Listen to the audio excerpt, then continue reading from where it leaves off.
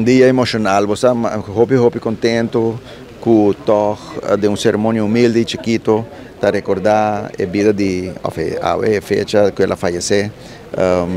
Me que é dia que é importante para sobre hopi de nos jovens nos saquem da betico que a luta para estar essa parte de unificar, que está essa parte de representar para Aruba.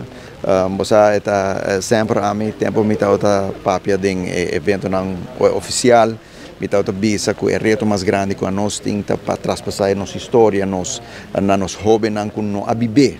É hope importante para nós conhecer de onde Aruba a bini, de como Aruba a brinca passar essa parte, que custa essa parte a nificar para Aruba, é progresso que ela nificar para Aruba, é hecho que a Aruba está onde está daqui, na obviamente hope rende que atraja para arriba Aruba dilante, pero se nós não temos liberdade, que está dando nosso instrumento na de nosso próprio mão para pôr a fazer trabalho aquilo nós não está onde nós está.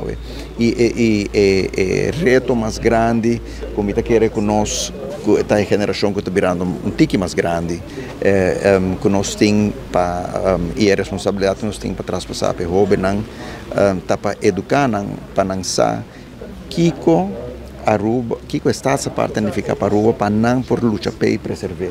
Não, bota tende, tinta pisa que sim, que está uma discussão andando hoje em dia, que essa parte não funciona para Aruba. Pouco dia passar, nós lemos um artigo de The Economist que Aruba, que China tem logra, o qual Aruba logra de redoblar seu GDP dentro de 5 anos.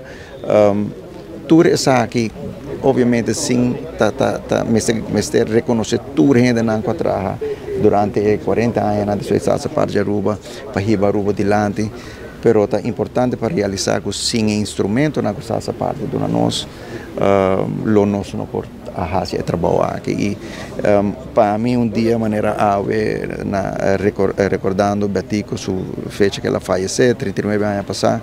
Então, para mim é importante para sobreportar assim, pouco a pouco, o mensagem que chega nos jovens e curiosidade lanta de uma jovem para de conta reconhecer Betico.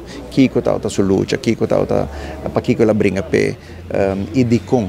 E me quero passar me estou agradecido para cerimônia, anche não um dia oficial, mas um dia emotivo para nós.